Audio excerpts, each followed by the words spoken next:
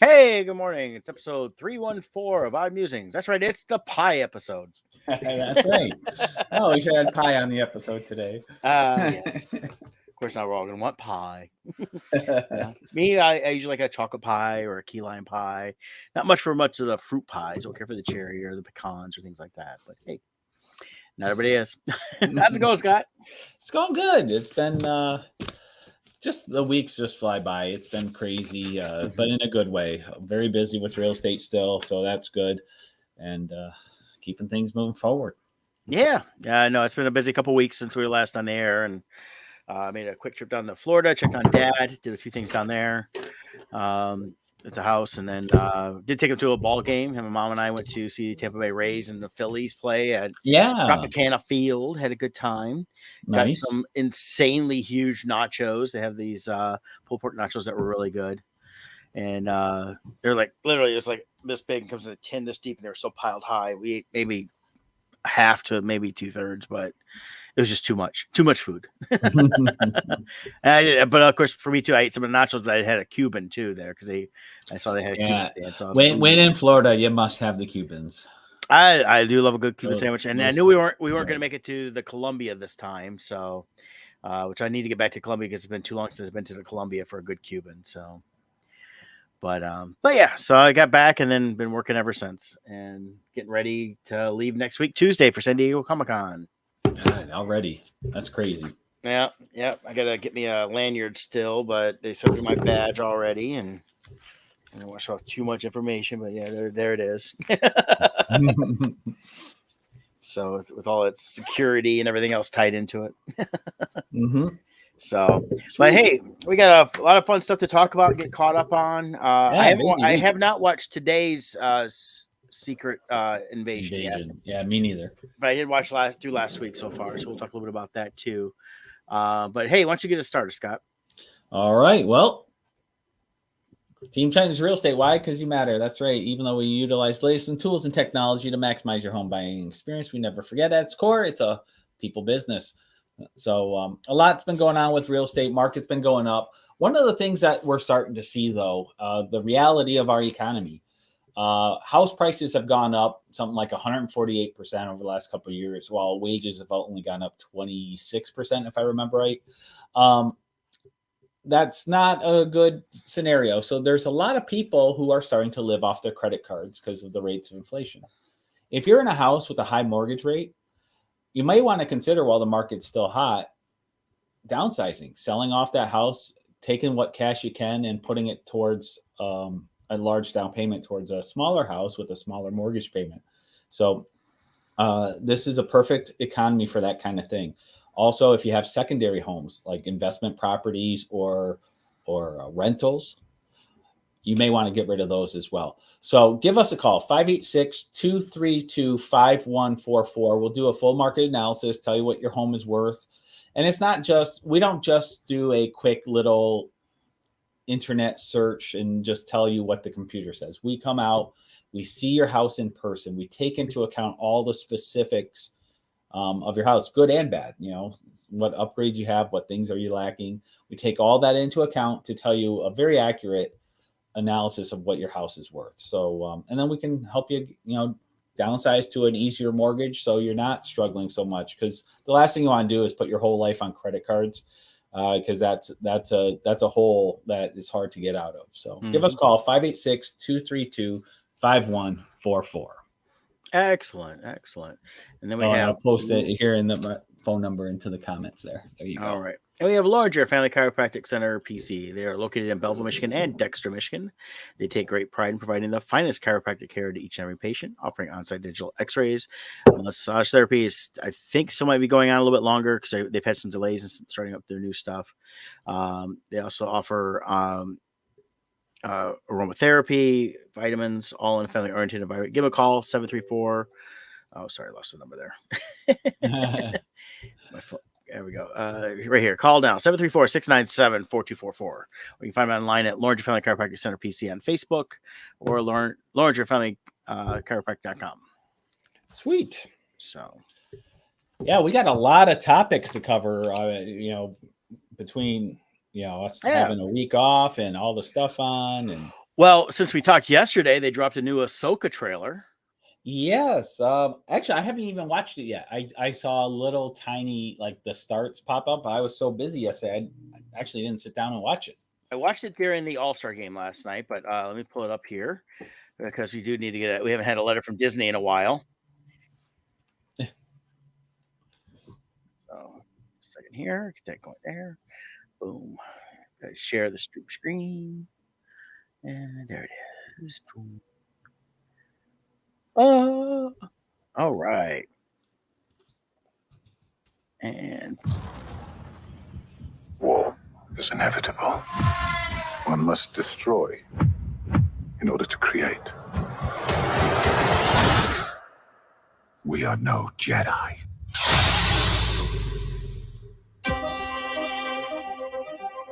I started hearing whispers of Thrawn's return as heir to the Empire.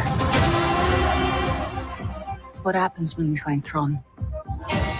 Power, such as you've never dreamed.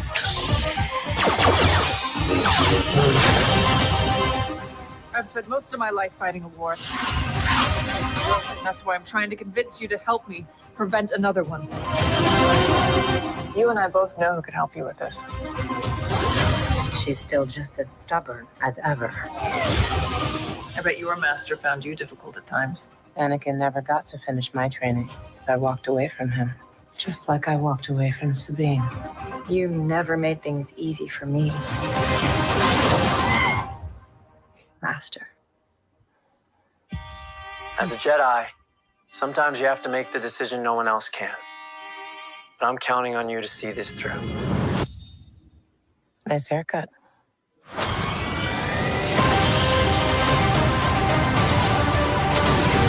Sometimes we have to do what's right, regardless of our personal feelings. Buckle up. If we don't stop Thrawn, everything will be in vain. You have no power. Anakin spoke highly of you. I'm not here to discuss my past. We have a lot of work to do. Once a rebel, always a rebel.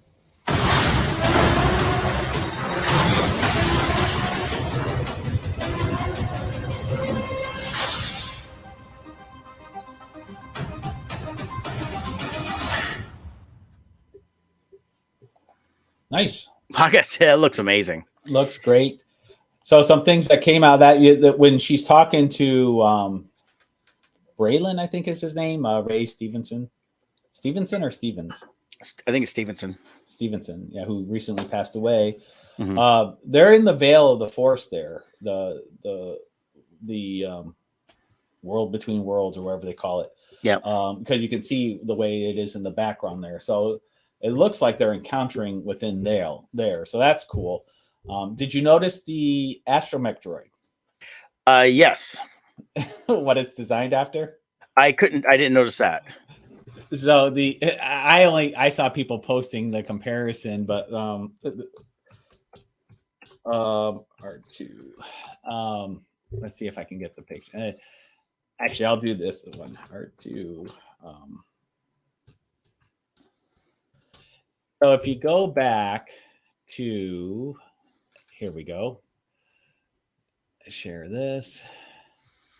I'm building suspense.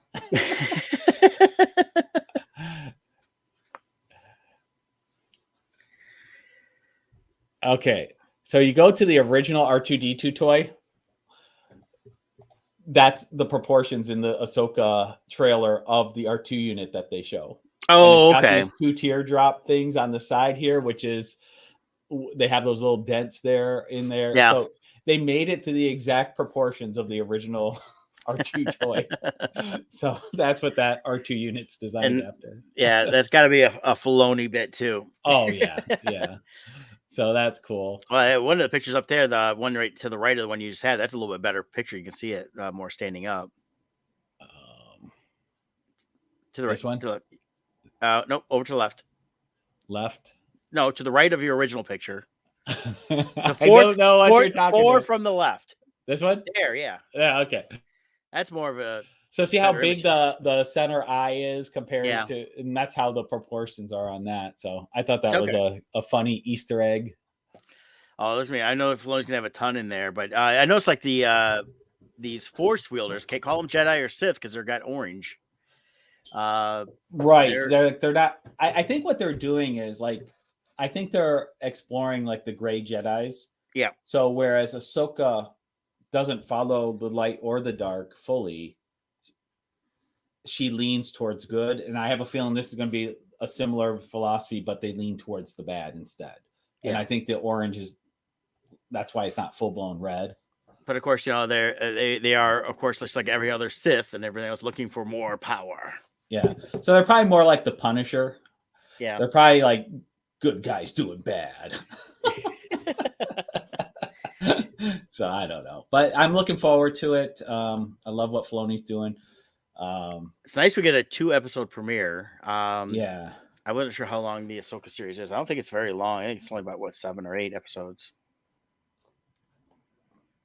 Yeah. So let's see if they got a listing on that or not. And from the rumors, I don't know if it's ever been confirmed, but from the rumors during filming, I believe Hayden Christensen filmed scenes. So I don't know if they'll do it as flashbacks of him as Anakin with her. Well, they dropped his name, the Anakin name, a couple times. So right. I would say, I wouldn't be surprised if when he was doing everything with Kenobi, right, they filmed some stuff for Ahsoka. Yeah. So will he be as Anakin, or will he be in the armor as Vader? I think we'll have more. I think, to be honest, I would only think both. I'd be just Anakin. And the reason is we in the Rebels series, we saw her take on Vader through the veil. Mm-hmm. I don't think she takes on him again anywhere else. They've not at least alluded to that yet. They could, of course, create something within this, but I think it's going to be more of her, some of the stuff towards the end of, before she left the Order, would be tied into that. So, but interesting to see. Yeah. I'm excited about that. They could recreate the scene of her leaving him too, because she does reference it. Yeah. In there too, they could recreate the scene that was caught in the animated series. Yeah, maybe expand on it a little bit. Yeah, so I'm looking forward to it. I really like what Filoni does. Yeah, and Sabine too. They've got her back, and they're alluding to that she's training in the Force. Yeah. So she called Ahsoka Master. So she called her Master, and there are shots of her. I believe she has Ezra's lightsaber. Yeah. And there's shots of her using the lightsaber. Mm-hmm. Now I'm trying to remember though, they've never indicated her as being Force sensitive in the cartoons, right? That's what I don't remember. Everything was tied into the Mandalore, so yeah, I know she trained how to use the dark saber. Yeah, the Screen Rant does say the trailer does show her as a Force sensitive, and become Ahsoka Tano's new apprentice, but then they went their own way. Yeah. So that's going to be so that's what they've not really dealt with before, right? So yeah, and then it's good to see a live action Sabine, or not Sabine, Hera Syndulla. Yep, and then did I hear correctly? The actress who plays Hera, is that Ewan McGregor's wife in real life? Yes. So his uncle. They just got married last year, though. Yeah. So his uncle plays Wedge Antilles in the original trilogies. He plays Obi-Wan, and now his wife plays Hera. And his daughter was in the Kenobi series as a cameo. Yeah, Mary Elizabeth Winstead is his wife and plays Hera. You know her from Sky High. She was the techno bad person. That's right. She was in Scott Pilgrim versus the World. She was Scott Pilgrim's girlfriend. She's done a ton of movies over the years, so she's been around a lot. So yeah.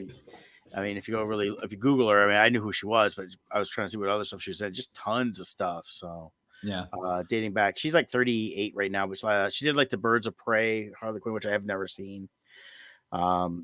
She played Helena Bertinelli in that one.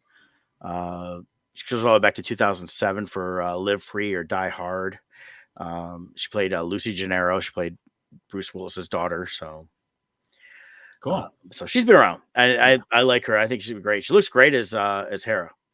So Yeah, I think she's going to yeah. fit in just fine. And that, so I love that they are actually doing what I'd hoped for an animated series originally after they ended Rebels to continue. But I like that they've gone live action with this and they're tying it all in with the current live action shows and things like that they're doing in that era with the Mandalorian and that. So Yeah. So now we've seen everybody in live action other than Kanan. I wouldn't mind if they did some kind of flashback sequence and brought Freddie Prinze Jr. in to play Kanan, since he's the voice actor for him and he's a legit actor. yes. And have him in a flashback sequence as Kanan, just so we get a live action version of And him. he's at an age right now he could play Kanan and look the age. So I agree. I think it would work perfect. So, so I'm just floating that out there. I'm sure Filoni's already got that in his head. Yeah, but Freddie Prinze Jr. just commented a bunch of times already and said no, he's not doing it. He says that's not. He said that story's done. It's been told. So, I can see him do it as a cameo. I can see a cameo flashback. Now, of course, Yeah, that's what I mean. Not as a regular. Yeah, but I can see it also where he's saying no, and then he'll pop up for that one time and kind of like, Mark Hamill, I'll never be Luke Skywalker again. Yeah, here he goes marching. All right. At the end of Mandalorian, like, oh yeah, whatever. Yeah, actors saying no doesn't mean anything anymore because they have such tight confidentiality agreements. I mean, Andrew Garfield. Yeah. Look at the extent he went to deny being in the Spider-Man movie. Oh no, Spider-Man. We saw you in the suit. That wasn't me. That was Photoshop. Yep. So yeah. So very cool. I'm excited. Yeah, so we had that. There's a few other trailers here and there. I haven't really had a chance to look up. So, but that was the one I was most excited about. Was the Ahsoka one.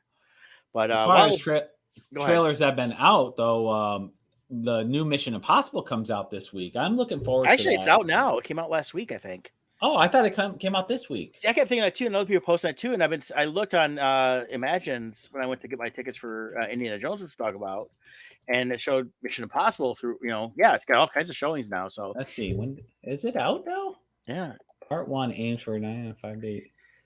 Yeah, its release date was July. It says July 12th, but that's today. But it's been out for like a couple days, I think, or something at least. Because I saw maybe they were doing early screenings. Could be, but it's all over. It's out. Yeah. So I definitely want to go see that. Well, I'm planning on seeing it this weekend. I thought Thursday night was going to be the opening, so I've been planning my weekend around that. So 5-day. Yeah. So actually, here it goes. They're doing a 5-day opening week. So instead of opening at the traditional Thursday, they must have opened maybe yesterday. That would be 5 days if they did yesterday. Yeah, I don't know. I saw stuff for like people saw like a Sunday and Monday. It could have been just some smaller screenings, but I don't know. It's a 3-hour movie. I'm looking forward to seeing it. It's if he puts everything into this one and part 2 next year, they put it into Maverick, it should be really good. I hate when they do part 1s and part 2s though, only because usually it ends in some way where it doesn't feel like a satisfactory movie.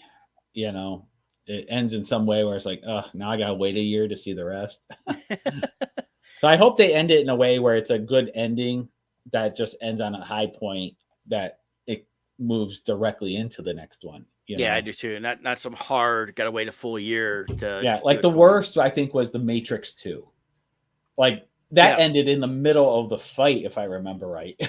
And then the third movie starts in the middle of the fight. Yeah. It's like, at least end the fight. Yeah, I'm not sure when I'll get a chance to go see it, but I definitely want to go see Mission Impossible. Yeah, so I'm looking forward to that. Very cool. Very cool. And then so you started saying, I rudely interrupted you. Yeah, no, that's fine. While I was gone, I had a chance to catch a couple films. One that Scott saw, the Jesus Revolution. And then that's right. You haven't seen yet the Pope's Exorcist, right? Correct. I want to see that. Yeah, real quick. I thought it was fantastic. Russell Crowe was phenomenal. Now I've seen recently Russell Crowe talking about he's retiring from acting soon or might be done, and he's in his 60s, and who knows? But personally, they set this up to be an ongoing series of movies, and it's based on a real person. It's based on a real guy that was the Pope's exorcist that passed away, I think in 2016. So we can pull up some information on him real quick. And it's a good horror movie, but it's not overly horror, but there's definitely a lot of with the exorcism stuff. And it starts off really good. It starts off with an exorcism. And what he's doing is basically after he does this exorcism, the guy says he's the devil and everything else. They bring a pig in and they um basically he kind of scares the devil out of the guy, and then they put it in the pig, and then they kill the pig, and supposedly the guy's free. And basically what he said was, some of these people aren't really possessed; they're just delusional.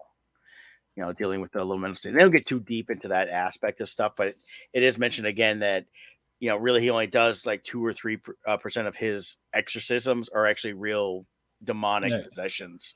Which actually ties in nice for even in reality when exorcisms are taking place. The Catholic Church actually does a lot of investigation into the situation. They bring medical doctors, they bring psychologists in, they do a lot of groundwork to verify if this is something real. And at a high percentage of the time, it really is like maybe a mental illness or some other thing that happens. So it's a low percentage, but they do take care to, they don't just assume it needs an exorcism. Let's put it that way. Right. And he kind of reported to that. Now the Pope they used in this, at the time would have been in the 80s. So it was not, Pope John Paul II. They didn't show it. There was a different Pope. They didn't really say who the Pope's name was. So they treated it as it's inspired by. So it's a fictional telling around a factual guy. So it's kind of like our The Crimson Shadows. It's historical fiction. And so tying some of that real stuff in with that. And I'm not sure if when they show in this, that's the main story. It was from one of his books. I don't know how real it was versus anything else, but he wrote a lot of books too. So, but he was born in 1925. He was born in, at the time it was the Kingdom of Italy. And then he passed away in September 2016. He had served during with the Italian resistance against Mussolini and that. And then he became a priest after that. So you can go read about him and all that stuff. But the story's really good. He's been around. Basically, you got the new generation of people in charge of the Vatican wanting to get rid of him and go to different ways. They're trying to be more accepting of people. And it's all, I think it's just, I don't know much about Catholicism in terms of all their different things they come up with. Their, I forget what they call them, but they had their different things like this is the new rules basically to tie into everything. They come out different ones. But he's good. He's I found him very funny. The guy I guess was a joker at times because he told little jokes. Very well done, very well acted. You get that whole little bit with the just like the Exorcist, from the 70s. You get a little bit of that stuff. Not so much the vomiting, but definitely a little more dealing with an actual devil and creature and everything else. And I like the way they handled all that stuff. And it was just very cool for a horror movie. Reminded me a little bit of The Prophecy. It was a movie with Christopher Walken. So I definitely recommend seeing it, and if you get a chance to, it's well worth it. And then, like I said, the ending. This isn't too much spoiler because how it's going to end. It always ends with a resolution. They set it up for sequels, in my opinion. Yeah. And personally, if he doesn't want to do it, you need to get somebody else. This would make a great series in the vein of Evil. Yeah. So the real life guy, if anyone wants to look him up, is Father Gabriel Amorth. I don't know how to pronounce the last name. Amorth. Amorth. He did over 100,000 exorcisms are credited to him. So he's got a vast library of experience back there. Yeah, when I read a little bit on that, he said he did like somewhere just a few minutes to several hours to several days. But he dealt with a lot of these ones like come in, okay, yeah, boom, you're absolved, and they were probably walked out the door. So things like that. So it's definitely a good movie to watch. And like I said, I'd love to see it actually as a series, like how Evil is going from this perspective. Yeah, honestly, if the Catholic Church really wants to make some bank, they have an extensive library of all these exorcisms they do. They have like full-blown video and audio, and they have this whole like secret library of all that stuff. They could easily do an amazing series that really tackles the realism of like they just use the real files. People would eat it up. Yeah. But yeah, a series like Evil, but using real life accounts would be amazing. For sure. Anything else on that? No, that was that one. And then like I said, I saw the Jesus Revolution, and I know you gave a pretty good review of that way back. I will say this: I liked it a lot. I thought it was done very well. I didn't feel like it was too long, but I do feel like they really glossed over. Once the church got started in that direction, they glossed over the problems that they had between the main pastor and the hippie pastor. Because it's like also it was like boom boom boom. He's like healing people, and then he said you can't be doing that theatrics, and then we see he's married, and it's like, well, my wife and I got to work on her stuff, and we're going to go to Florida, and that's it. Yeah, I think they didn't want to give a bad name to that person. I don't know. They did say they reconciled, and they don't need to get too deep into it. I looked it up a couple things, and there's some people questioning the hippie guys like sexuality and things like that. And that wasn't put into the movie, and it should have. And I don't know how true it was. They were trying to say he died of AIDS. I couldn't find anything actually factual on that.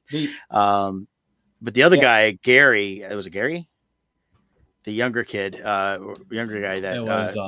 Oh God, I know his name because I follow him. Pastor. Yeah. Oh my God, I watch all his stuff all the time. Anyways, the movie Greg, really Greg Laurie. Yeah. Thank you. Once you said Greg, I knew it. This really, the first half of the movie, I really like for Jesus Revolution. Mm-hmm. The second half, if you don't know who Greg Laurie is, I feel like it becomes more of his story. The second half. So if you don't know who he is, I can see the second half of the movie kind of being like, "What? I don't care about this guy." Like, yeah. So, but the first half I think is phenomenal. And I wish they focused more on the overall Jesus Revolution storyline than making it more about his personal path. Mm-hmm. But I mean, this was made with Greg Laurie. So this is kind of his own biography is really what this movie ends up being. Right. And that's kind of where it came from. I mean, the Jesus Revolution thing was a real thing. I mean, the Time article, and that was real, all that stuff. And it was a thing for a few years. I mean, heck, even Elton John references it in one of his songs, Jesus freaks out in the streets. That's how they were known, was the Jesus freaks. Yeah. Which I'd heard of that term even into the 80s and that, is and that, but there was so much that came from this. It was kind of the birthplace of the mega churches. Mm-hmm. Because you had that happening. I mean, the one, what's his name? I'm blanking on the pastor, Chuck Smith. He ended up with his Calvary churches, ended up with a lot of churches around the country under that Calvary church thought process. And then, like I said, Greg Laurie, he's around quite a bit. And again, I thought they really glossed over. They showed his coming through everything, and then when I didn't know who he was, and so when I find out at the end, like, and I look him up, I was like, oh, okay, yeah, I recognize him now. I just didn't know his name, and but he's, again, a lot of his story could have came from that, and so in some ways, I think definitely they should have stuck more with that era of Jesus Revolution and that, which they kind of did, when he goes up to start his church, separate church, stuff like that. But it felt like they pushed that aspect fast. Like he went from being the drug addict to being saved to being to wanting to preach, and then failing with his comic book, little thing he did, to all of a sudden like he's the falling out with the Lonnie Frisbee. Lonnie Frisbee. And to all of a sudden Greg be like, yeah, you're ready for your church now. It's like there's so much in there that was missed. Yeah, they kind of did it felt too rushed. Yeah. Because that's where I felt like they tried to make it about him okay, we're going to tell the story now about how Greg got to where he was. And it's just too much, too fast. I think it would have been, if they spent a little more time and it could have been, when Lonnie leaves, and then you're dealing with the growth during that time, and how because they said the Jesus Revolution ended like in 1972. That's what they said it in the movie. Right. It's like they could have took it right up to that point and said, okay, and then when did, Pastor Chuck and Lonnie get back together as friends and reconcile, and how was that? I would like to have seen that redemption aspect more than just the other guy's story. And then he needs his own. If his story is that tied into it, they could have done like another one, Greg from Jesus Revolution, or something like that. And it's a second movie, Jesus Revolution 2. Definitely worth the watch. It was good. Done very well. And Frazier was excellent. He did really good. Yeah. So I didn't realize he was in it at all because I watched it on the plane and on the way home last week when I was flying home. But Kelsey Grammer was really good. He very convincing. I like the whole cast. But yeah, that last half or last really like third of the movie, they just rush through everything. Point of even Greg's girlfriend, he gets back with her and her family's like all excited for him now to marry their daughter. When it was like 10 minutes earlier, he was like, I don't want that guy around. Right. So, but yeah, that was good. So I was like, it was great to see those two films on the flights to and back from Florida. And with flying to San Diego next week, it's a longer flight. We'll see what couple films are on there now. Hopefully, I got some new stuff since I flew because there wasn't a whole lot on there I hadn't seen already because now that I new stuff. Keep hoping for The Machine. I want to see The Machine. Yep.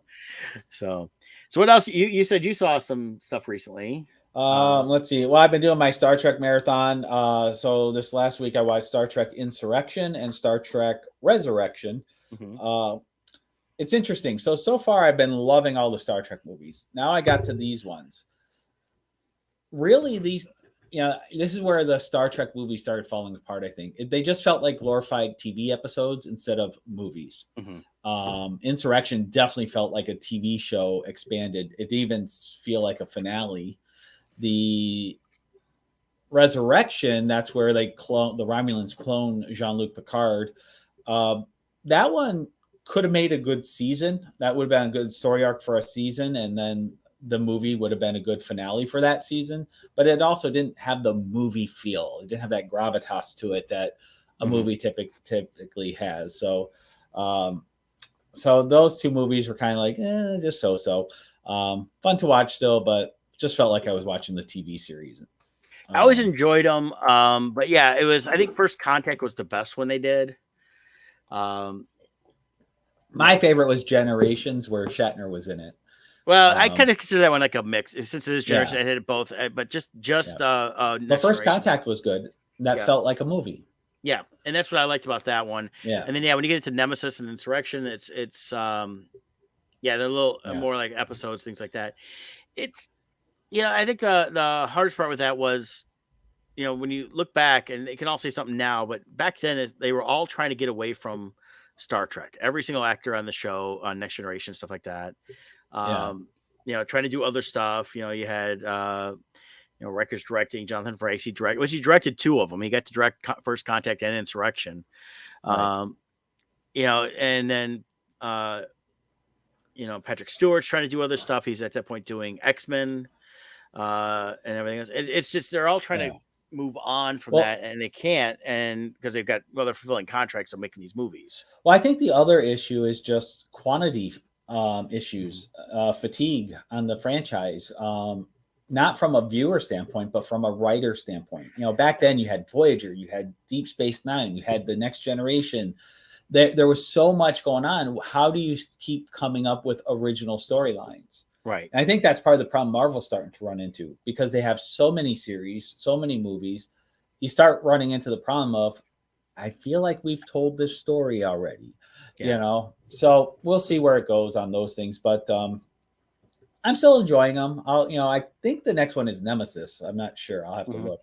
But I'll keep watching those and seeing. But speaking of Star Trek, Strange New Worlds, I'm really loving still. Oh, such a great episode last week too.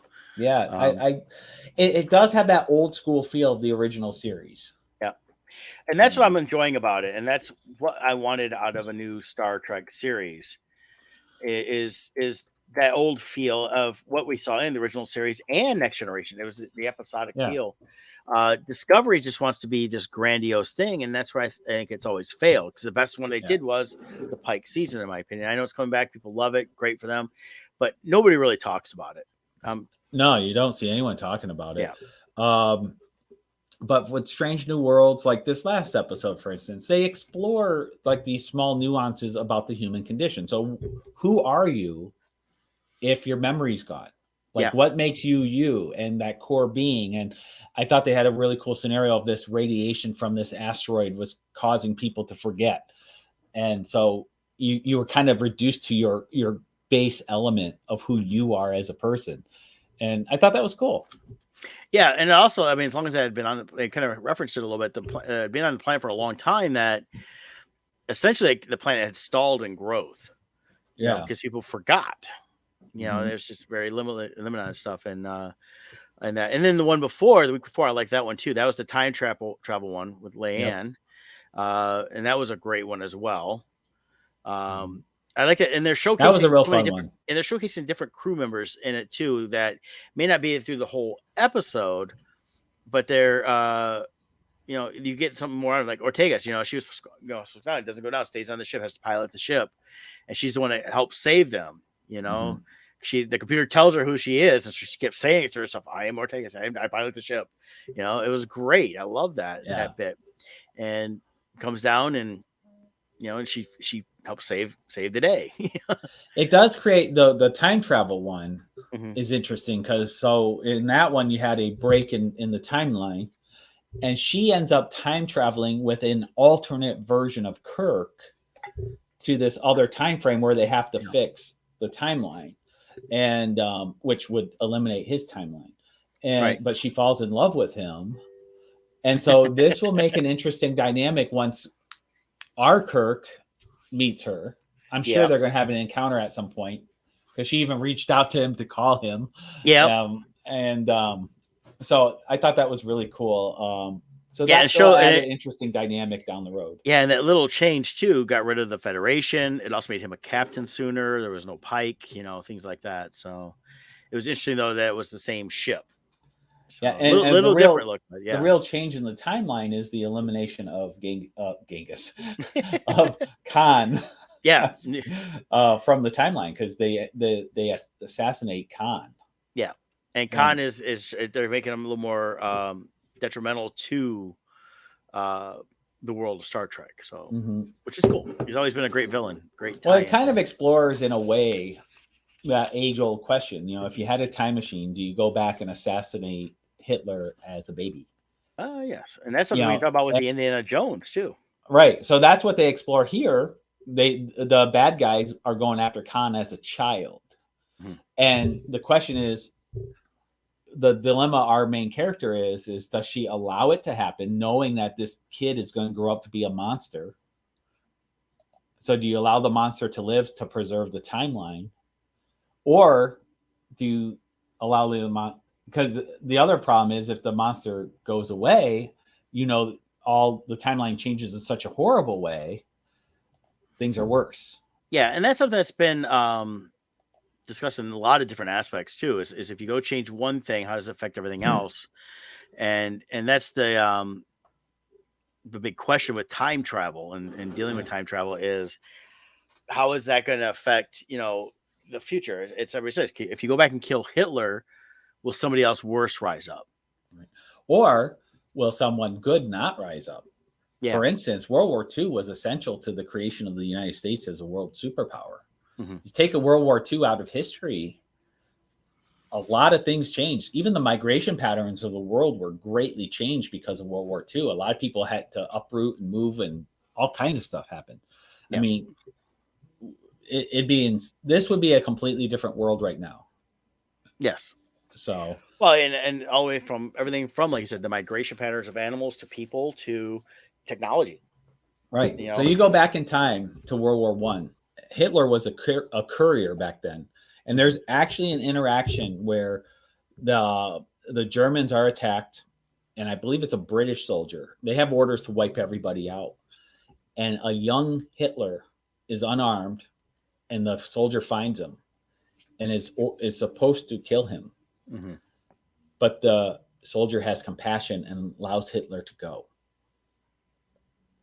That just think of that one soldier showing mercy in that moment completely changed the course of world history. Isn't that insane? Well, and that's the whole thing because you follow what he did. Brett disappeared. So I don't know where he went. I don't know if he accidentally clicked the button or he lost his connection. Oh, here he comes. Sorry about that. There he is. Hit a button and it kicked me out. I just said that. I think he accidentally hit a button. Yeah.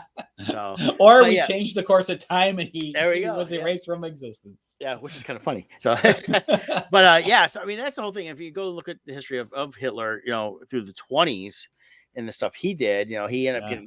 getting, he got radicalized by the Nazi movement Right. and then rose to power within it. He saw his opportunities and took it.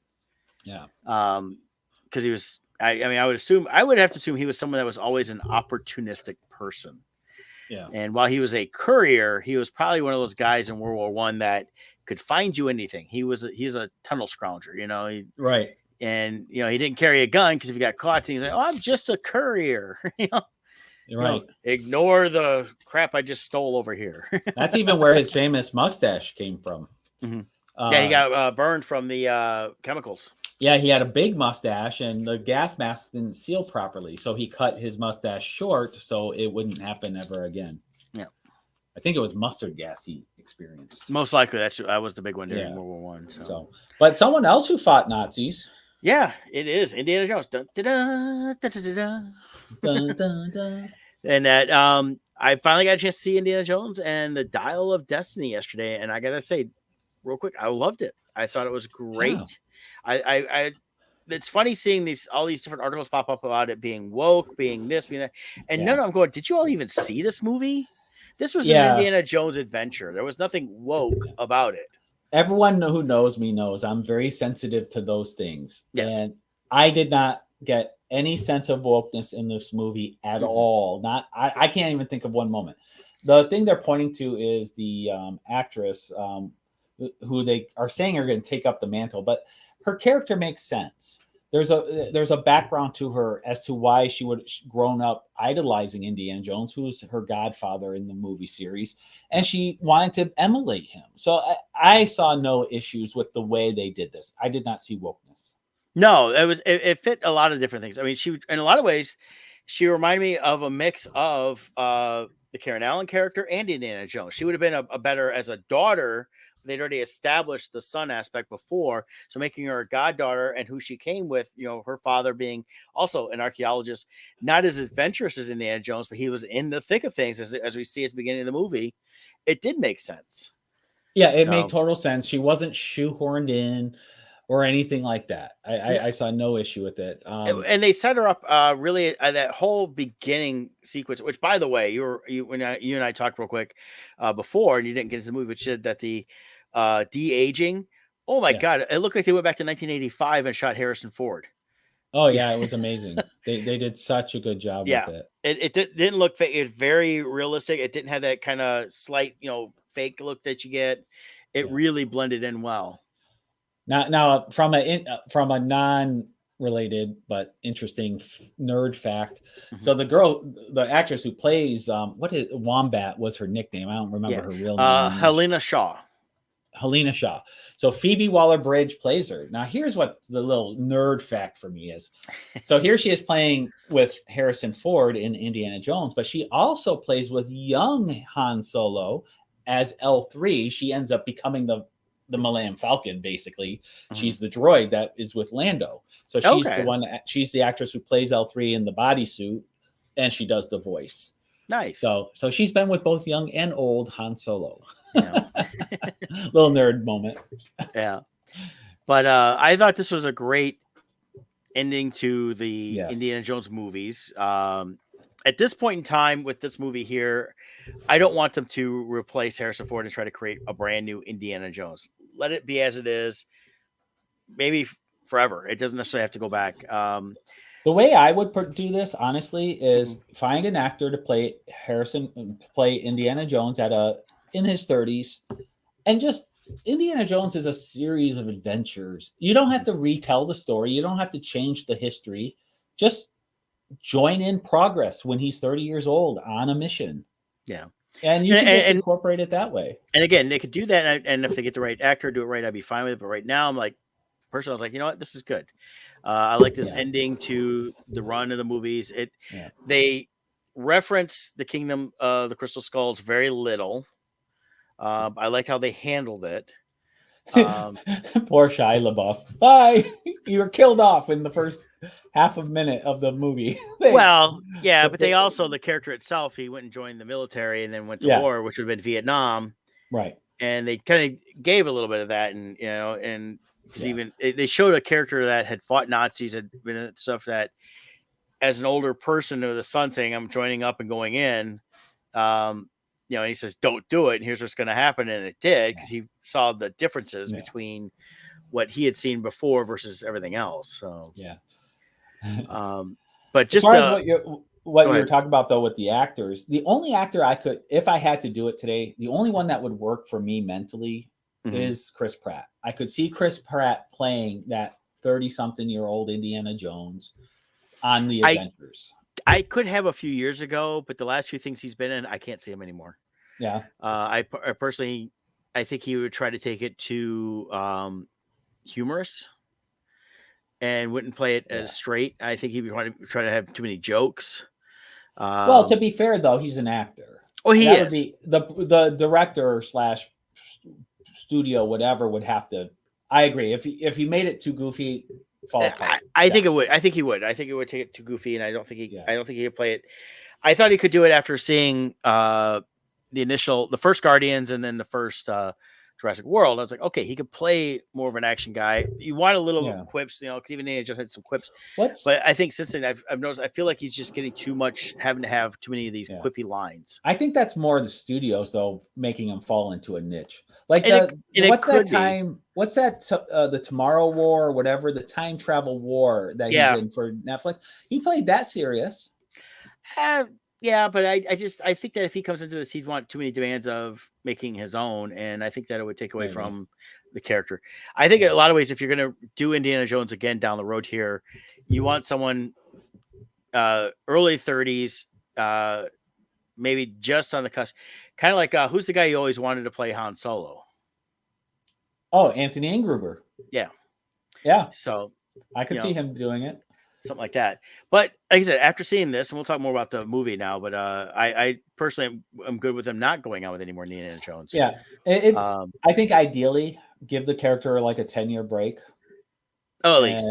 I personally wait till Harrison Ford passes away, but he'll probably still be around another 25 years. Ordering his Subway sandwiches. Pickles and onions, sweet onion sauce. That's good. But what's funny is watching this, they referenced the Spear of Destiny, yes, which was a Dark Horse comic of Indiana Jones and the Spear of Destiny. Now, this comic has nothing to do with what they did in the movie here, but I remember when I watched it going, they dealt with the Spear of Destiny somewhere. It was in the comic. So I remember that from the 90s. I don't own the comics, but I remember although he, in the movie, right away, he recognizes that it's a replica. So maybe his experience from the comic is how he knew it was a replica. But in the comic, I went reference to the thing through the ending here. It mentions that they actually had it. So I also liked in the when they go into his storage locker. Yeah, you just see all of these. You can just see how much he's collected over the years. So that just is kind of a paying homage to how many adventures he's been on in his career. So you definitely could go back and create these adventures without recreating the whole story. Yeah, and that's the whole thing, is there's a lot of stuff they could deal with. I like that they went back to kind of a Raiders of the Lost Ark with this, with the spiritual aspect of it, tied in with the mystical aspect of it. So it was a lot of that in there. Because the whole Dial of Destiny, people are like, what's a Dial of Destiny crap? It makes sense. There's real history behind it between Archimedes. But here's what's funny. Going back to Raiders, this perfectly fit the same narrative as Raiders, in that if you take Indiana Jones out of the story, it turns out he was irrelevant. Like Indiana Jones was key to the Nazis finding the Ark in the first place. And in this one, if you took Indiana Jones out of it, they never would have found the dial. So he keeps leading them to all the pieces. Possibly. But they came to him with all the information, and he just said, "Yeah, you guys know." And he just went, to do it. That was the whole thing. And But I liked it. I like that they dealt with a character, or not character, a real historical figure that's Yes. not really been dealt with much, which is Archimedes of Syracuse. Yeah. And I like that when they show him in class and he's teaching about the Battle of Syracuse, and you can see a lot in the first half hour, or the little bit in the flashback stuff, because they spent quite a bit of time there the first half hour or so. But when they get back to the real world, you start seeing a lot of nuances where they're giving a lot of so hey, pay attention to this, pay attention to that. Right. Little things that wouldn't have meant anything other than you're going to see it later on. Yep. That was pretty cool. So, yep, I enjoyed it. Good stuff. Yeah, I recommend seeing it. If you like Indiana Jones, if you like Indiana Jones 1 through 3, I think you're gonna love Dial of Destiny. Yeah, I like the nuances. It's set in 1969. They gave a point of reference after the moon landing, and if they call it Moon Day because they got the parade in New York there for the astronauts, which you see them, 3 of them sitting in the car when he goes by him on the horse. Mm-hmm. And then I did like how he gets away from some of the guys and he joins the hippie protest. Yeah. Hell no, we won't go. Yeah.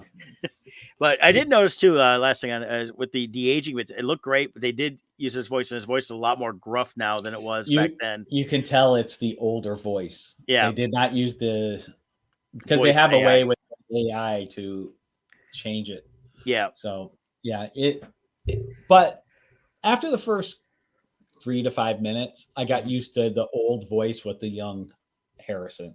Yeah. But yeah, I definitely noticed that the first line he spoke, I'm like, oh, that's old Harrison Ford voice. Yeah. Now here's the thing: if you are planning on seeing it in the theater, I would say go sooner than later. Unfortunately, it's already winding down after 2 weeks. It's only done 252 million worldwide.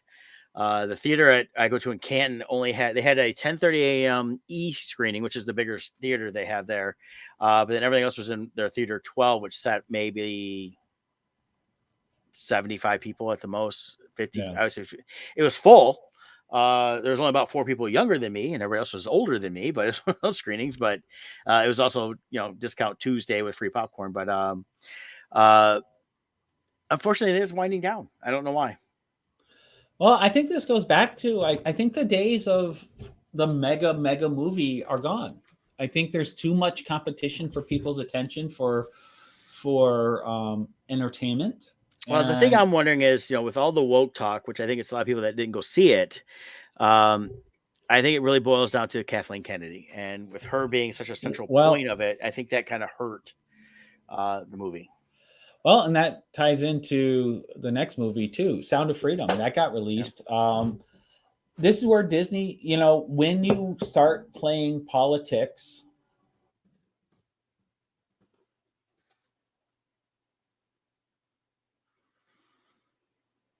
Well, one of us froze. I don't know if it was me or Scott. Doesn't look like it's me. I think it was me on my end. But when you start playing politics, they started getting involved with Florida politics, and they're doing certain things with certain messaging. People start reading into it. And I have to say, I did not see wokeness in Indiana Jones. But The Sound of Freedom, this is a movie that just came out.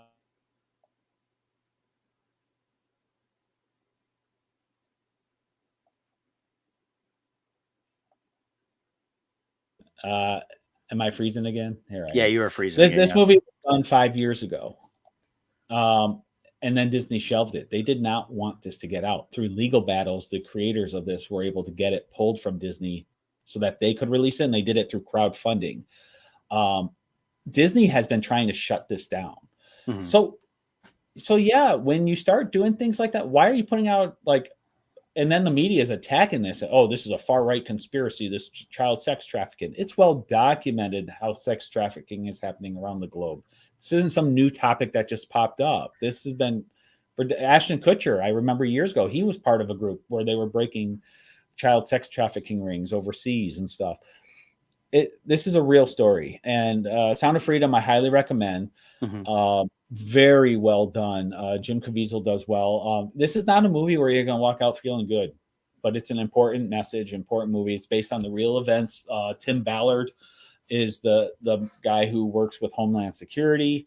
They're busting pedophile rings. And the question comes up well, how many kids did you save? And he's like, well, none, because that's all overseas. And the guy's like, yeah, here we are busting these guys, but they're not obviously what they're doing is wrong, but the core problem isn't being solved. None of these kids are being rescued. Yeah. And that really weighs on Tim Ballard's conscience. They set up this operation, the Sting. They save over 100 kids doing this. In the movie, a wealthy financier backs them because he has to do this privately. They create this fictitious resort where these kids are going to be sold, and they get these child sex traffickers to bring the kids there to sell. And it's really a sting operation. Well, in real life, the actual wealthy financier was Glenn Beck, it turns out. Oh, wow. He's the one who financed the whole thing. They did not put that in the movie. I have a feeling they did that to keep it from being politicized. But it turns out it's Glenn Beck in real life who did that, which is amazing. He put up millions of his own dollars to save these kids. It's a phenomenal story. There is a conspiracy theory going around, and I have to say, let me pull it up here. Here's the story. So when I went and saw it, I was amazed at how hot the theater was. Like I was sweating through the whole movie, and I'm like, "What the heck? Are they not paying their bill or something?" Of course, Indiana Jones, the AC was fine. Sound of Freedom, I was sweating to death. Well, there's reports all over the country. Only the Sound of Freedom, for some reason, the AC is not on in the theaters as people watch this. And these reports are coming everywhere. And I experienced it myself. I was sweating. I came out. I was like, I felt like I had to take a shower. Yeah. And like I said, I didn't think of it as some kind of conspiracy. But when you start hearing reports all over the country for the same movie, okay, that doesn't sound right. Well, that looks like the article you shared there's from Newsweek, which is a legitimate news source. Right. Yeah. So anyways, I'm just saying, if you went and saw Sound of Freedom, I'm just curious, was your theater super hot too? Mine was. Yeah. So I thought that was weird. But go see Sound of Freedom. It's an important movie. It's worth supporting. And as far as the July 4th totals, they did beat out Indiana Jones. Yep. To be fair, Indiana Jones had been out for a few days at that point, whereas Sound of Freedom, that was their release day. So that gave them a little benefit. But when you think of it in comparison to a blockbuster like Indiana Jones, you wouldn't think it would have compared. Yeah. That's interesting. That's I have to check out that movie and that. But yeah, the thing with this trafficking and all that stuff, look how many times on Facebook someone's posting so and so is missing, and this is like my friend's niece, my friend's nephew, my daughter, my son, my whatever, and they're all in that 12 to 17 range. And then you don't get much. You get updates every once in a while. Oh, they found him. Yeah. And those are the few you see. How many more we don't see? Oh, yeah. And we hear very few of those. And then, you have things like we've been hearing all these talks of, the Epstein Island stuff, all these Hollywood celebrity people and stuff like that. You have, people like, what's his name, played Mouth and Goonies, coming out talking about the Hollywood and saying he's had, threats against his life. Oh, yeah. And Ricky Schroeder has come out about his experience in Hollywood as a child actor and the things he witnessed. And there's a lot of craziness out there, people. Yeah, Corey Feldman. That's what I was trying to think of his name. But yeah, it's like he's got names, stuff like that. He says it's not who you think it is. Yeah. And Corey Feldman still to this day defends Michael Jackson. They said, no, that was a railroad dog. They went after him because he was an easy target. Right. And even the HBO, that 3-part movie thing they did had to get pulled because they found out that they all those guys lied about it just to get the millions of dollars to make it to fund their own pockets. Yeah. And I had read, I don't know, I saw something saying Mel Gibson's going to be coming out with a 4-part documentary about human trafficking and Hollywood. I've not seen an official release on that, so I don't know if that's rumor or true. But I know he did a lot of promotion for Sound of Freedom. He was involved in some way. And I know they're filming Passion of the Christ 2, right? I believe they started. I could be wrong on that. Okay. But, they're making Passion of the There's Christ a thing from a couple days ago. He put out some audio. He says, these are our children. We have to do this to the future of our children and child sex trafficking. And it says they reported he watched the movie in which Jim Caviezel plays, which of course he's really close with Jim because Jim played Christ for his movie. Yep. But trying to see if there's anything else here. Don't see anything about a documentary. No. But Gibson could be rumor.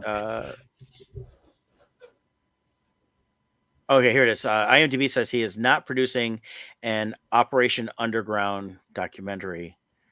It was a false report, according to IMDb. All right. See here, people giving him credit, but he's not doing that. So we'll see. It's definitely the last several years we've seen more and more talk about Hollywood and child sex trafficking and some of the links and things like that. And it's not everybody in Hollywood, but it's got to be big enough that it needs to be addressed and dealt with. And how far up the political ladder does it go? Yeah. And that's something that you can go on. And the thing is, I would say this: it's not one party or the other. Unfortunately, there's sickos all over the place. Yeah. So, although there is a sicko living in the White House right now, who is the son of a certain leader. Who has videos on his laptop that has come out showing him with underage people in Thailand and other places. So just saying that, but no one seems to care about that. But yeah, and he keeps losing little baggies. yeah. I did I watched confectionery sugar being left everywhere. Yeah, one of the reporters asked the press secretary woman, and her answer, I'm going, wow, you just confirmed it without confirming it. Yep. Nice going. Instead of just saying next question, you confirmed it. Yeah. So, but anyways. Hey, next week I'll be in San Diego, but we're going to try still to do the podcast. And so Scott's going to have to set that up because I'll be on my tablet. We'll probably have a guest with Kevin. We'll see how everything's looking. I'll make sure I got signal where I'm going to be at. Because if it's not going to be a good signal, then I won't be able to pop in. But if I can, I'll at least have my iPad and we'll try to hang out and chat for a little bit with you guys. And we'll give you the update of us being in San Diego, considering the show hadn't started till that day. It'll start that afternoon. So it'll be 7 a.m. in San Diego time for us. Oh, God. It's going to be an interesting trip next week. But you'll also be on Michigan time. That's the problem is I'll be on Michigan time. I'll be, I went, stayed on all this travel done lately with work and everything else. I'm like, oh, I'm going to get out there and be like, where the hell am I? Why do I see beach? For me, there is zero issue going that way. It's when I come back. The time change coming this way takes me like a solid week. Because by the time I'm done with San Diego, I'm adjusted to their time. And coming back, I just have a hard time adjusting this way. Yeah, I can adjust.